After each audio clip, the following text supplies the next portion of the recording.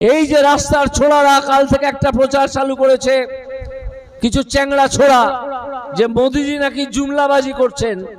আমি তার উদ্দেশ্যেও একটা ইন্টারভিউ কালকে রাত্রি 11টার সময় দিয়েছি, আজকে সেটা ভাইরাল হয়েছে, অলরেডি 4 লক্ষ লোক দেখে নিয়েছেন। আপনারা সেটা খুঁজবেন। সেখানে আমি দেখিয়েছি যে এই ছোট লোকটি মিথ্যাবাদী। আরো অনেক বিশেষণ মাথায় আসছে, সেদিকে যাচ্ছি না। তিনি কিচ্ছু জানেন না, কোনো বিষয়ে তিনি কিচ্ছু জানেন না, শুধু চুরি করা ছাড়া।